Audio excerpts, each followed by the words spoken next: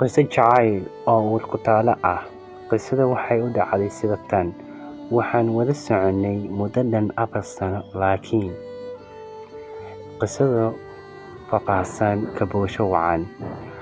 Waxa uu ii ahaa boqor daacad ah, gacan furan, weliba i siiya jacayl aanay jirin wax aan ku cabbiro. Waxa uu ii jeclaa sida qof loo jeclaado sida ugu daran. Qarash iyo maal wuxuu u haystay wuu i siin jiray. Wax waliba oo aan u baahdo wuu i siin jiray. Shopping-kayga ayuu ii gadi jiray. Dhar, telefoon, haba sheegin.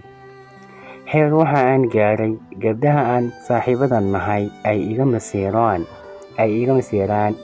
Dumarka ila midka ah inaan ka sareeyo ma ahane, weligeyga ima uusan hoos marinin. Siduu ii jeclaa si la mid ah ayaan u jeclaa. Waxaan wada soconay muddo dhan 4 sano.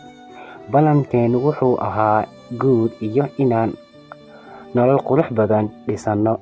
Laakiin wax waliba way isbedeleen maalmo kadib.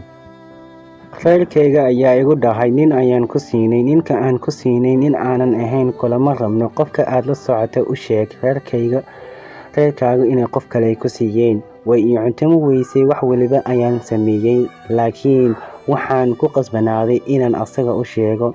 Arrintii markii aan u tagay wuu malaysan waayay. Waxa uuna i weydiiyey, adiga ma ogolaatay? Haa ayaan ku dhahay, sababtoo ah waalidkayga waxay ii keeneen, ma diidi karo ee raalli iga noqo. Wajigiisa anigoo arkayo ayuu isbedelay. Laakiin hadal aan ilaa hadda uur ku taalo igu noqday ayuu i dhahay, muddada aan wada soconay waxaa iga kaa baxay ama iga kaa gashay lacag gaaraysa $7,000. Ii soo celi. Wax waliba oo aan aniga ku siiyay ii soo celi. Haddaysan ahayn, xaaraan ayay kugu tahay, mana kuu cafin doono lacagtaas intaas la'eg.